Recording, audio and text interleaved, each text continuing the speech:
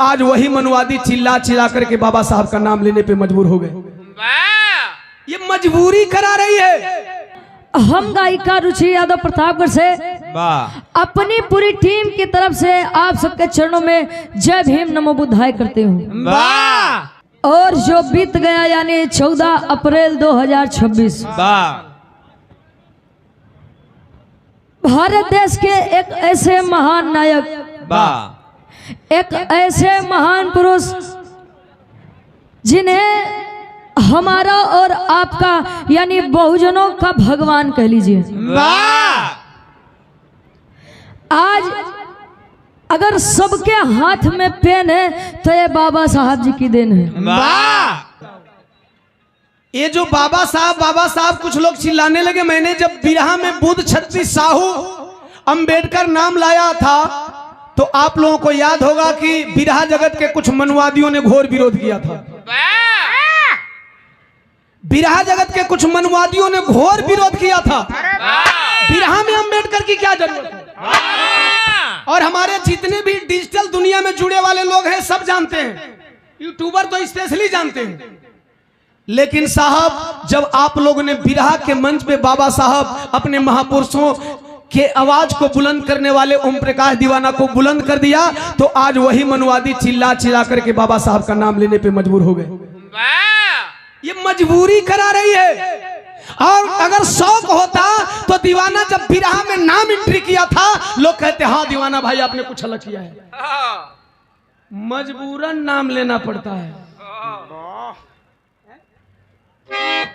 दान दिया एक बार भी कहा नहीं। बाबा साहब ने अपनी पूरी जिंदगी दान दे दी। बाबा साहब ने किसी किताब में नहीं लिखा है कि मैंने बहुजन समाज के नाम अपनी जिंदगी कर दी।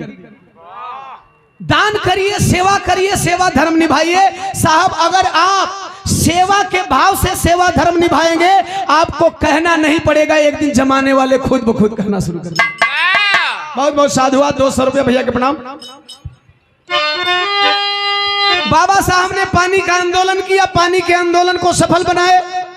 ये है बाबा साहब का संघर्ष।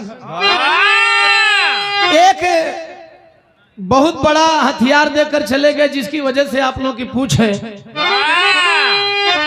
अरे रानी से ना होई है राजा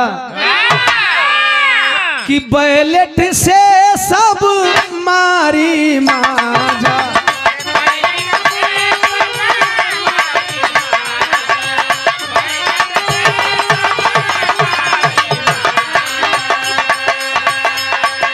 एक वोट के आपन आपन अरे कोरी सब मतदान रे अब सब कहेला। एगो वोटवे बा हो भैया, ई बड़ा बड़ियार थाती बा। एके बचा ल, एके गोलिया ल, एके इकट्ठा कर लो। इहे थतिया बा कि बाबा साहब का जयंतियों मनावे पर लोग मजबूर होता। 100 बात का एक बतंगा बोला तनी, 100 बात का एक बतंगा। इहे वोटवा बा कि बाबा साहब का जयंतियों मनावे खातिर मजबूर करता। इहे वोटवा बा कि बाबा साहब का नमो लेवे खातिर मजबूर करता। और इहे वोटवा बा ये भैया कि तू लोग का द्वार पर तू लोग को छुअलो पानी पिए खातिर मजबूर करता। एक छोटा सा उदाहरण मैं दूंगा। ये स्नातक एमएलसी का चुनाव आने वाला है ना, पता बाना स्नातक एमएलसी का चुनाव। स्नातक एमएलसी के चुनाव में क्या आप देखते हैं कि स्नातक एमएलसी का जो प्रत्याशी होता है हर घर में जाता है? क्या जाता है? जाना तरह जाता, हाथ उठावा नहीं खा जाना तो जान ल जा। बात साफा साफा।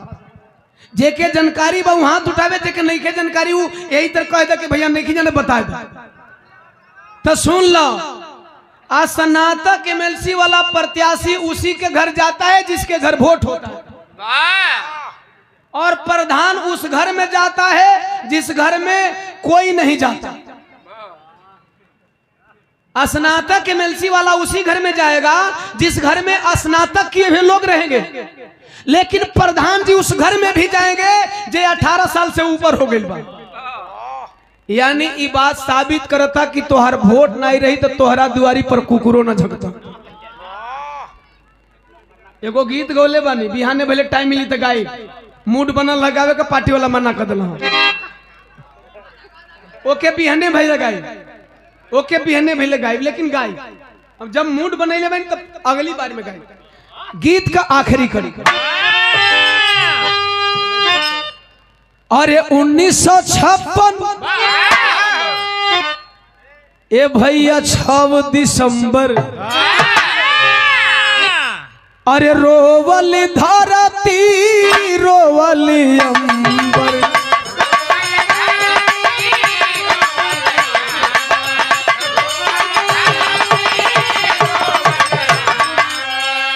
भाई कांग्रेस वाला हो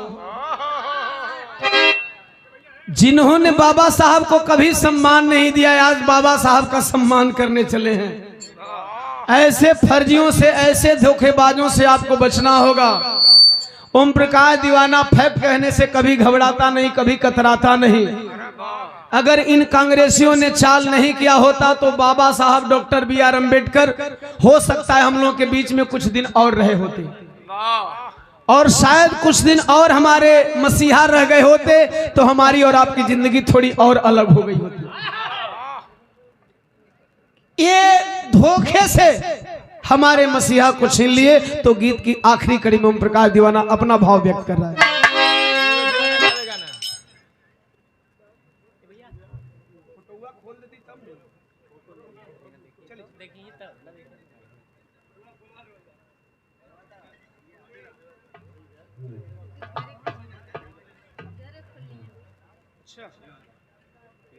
नमो बताइए। इस संगीता बहिनी के द्वारा और दिल बोल रहा है कि पैक गिफ्ट में बाबा साहब डॉक्टर BR अम्बेडकर जी का तैलचित्र होगा। एक बार सम्मान से जोरदार ताली बजा देंगे। याद रखना, जिस तरह से आप अपने बाबा साहब का सम्मान करते हैं, कोई राजनेता आ जा या किसी भी समाज का व्यक्ति आ जा, वो माल्यार्पण करता है इसलिए मत जान लेना कि वो अम्बेडकरवादी है। वो आपको चंदा दे देता है इसलिए मत मान लेना कि वो अम्बेडकरवादी है। आप अम्बेडकरवादी होते हुए भी बाबा साहब के बताए हुए रास्ते पे चलते हो, और कुछ चीजों को नहीं मानते हुए भी जब गांव में पर्व त्योहार आता है तो आप लोग भी चंदा करते हैं। तो किसी के चंदा करने से मत मान लेना कि सामने वाला अम्बेडकरवादी हो गया। अगर कोई अम्बेडकरवादी बनने की कोशिश करता है, प्रयास करता है, अच्छी बात है, वो बने, वो बाबा साहब को माने, लेकिन बाबा साहब का पक्का अनुयायी वो तब तक नहीं होगा जब तक वो अपने घर के अंदर अपने पूरे परिवार को अम्बेडकरवादी संस्कार में न ढाल दे। यहां तक धागा बरही कुल बान बान के अम्बेडकरवादी बनत हो, इसीलिए दीवाना कर।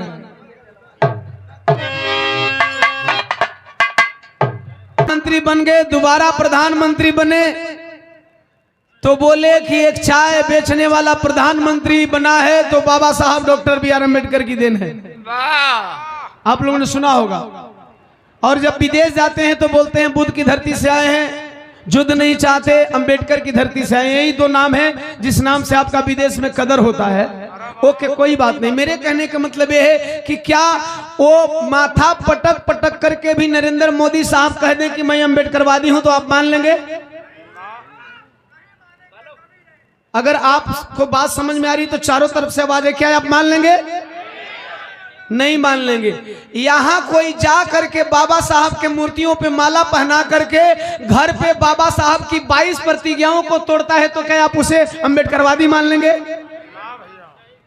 बाबा साहब ने कहा इनको नहीं मानना चाहिए, उनको नहीं मानना चाहिए, और यहाँ माला पहना करके मानता है तो उसको अम्बेडकरवादी मान लेंगे? फर्जी अम्बेडकरवादियों से सावधान, वरना आपका मिशन अधूरा रह जाएगा। मिशन का मेन पर्पस यहाँ है। ओम प्रकाश दीवाना अपने दिल की भावना व्यक्त कर रहा है जब बाबा साहब को लोगों ने छीन लिया।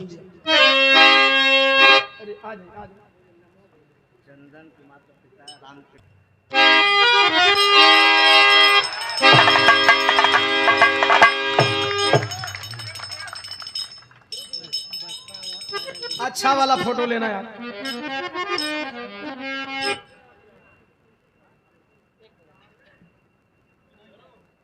अब क्या भेले? अरे फिल्टर न लगा।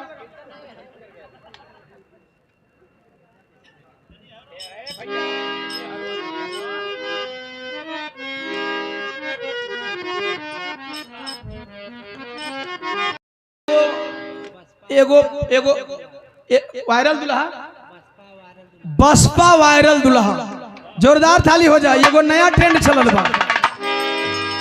और जो मिशनरी कर देते हैं जमाना उसका कॉपी करता है। एगो हेनिया कोई भाई का पेट गड़े लगल, जो बहन जी का तस्वीर देखलन, कह रही है कि फर्जियों से बचना पड़ेगा, है ना। अब इनके चाहे लगल बिरहा, तो बिरहवे का अंश भैया। ई बिरहवा गावे लायक बोले लायक अगर हमन बनल बनी जा तो यही कुल देवी देवतन की वजह से बनल बनी जा। चाहे वो हमारे भीम आर्मी वाले साथी हो, चाहे आजाद समाज वाले साथी हो, चाहे हमारे बहुजन समाज पार्टी वाले साथी हो। साहब यह मिशन और यह बाबा साहब की जयंती और यहाँ लोगों की भीड़, यहाँ लोगों का हुजूम अगर दिख रहा है तो इन्हीं मिशनरियों साथियों के बदौलत दिख रहा है। अब इसके बाद ही सब कुछ है। जे ही बोले सिखावल, जे ही बतियावे सिखावल, वो करे कि हम टाइम न दी मर्दवा 2 मिनट बिरहा में ले काट ले 500 रुपया के करवा। सोनू भैया कालिका मास्टर ग्राम सौना से 200 रुपया। अरे ऐसे नहीं, ऐसे नहीं, ठीक है। बहुत बहुत साधुवाद, आशीर्वाद में शांति स्नेह दुलार कामना बा। नमो। अजय राव बसपा युवा नेता, जय बसपा तय बसपा। बहन जी दीर्घायु हो और समाज संगठित रहे। मैं यही कहूंगा, चूंकि बाबा साहब के 3 मंत्र को याद रखना है। शिक्षित बनो, संगठित हो, संघर्ष करो। तो इस मंत्र को आप लोगों को भूलना नहीं है। आप चाहे जहां भी रहे, जिधर भी रहे, मिशन एक हो, लक्ष्य की तरफ। तो अरे रोवे दीवाना गावे में गाना, अरे भइल बहुजन बाग बिरान रे। अब सब कहेला कि अरे अब सब कहेला बाबा साहब भीम जी महान।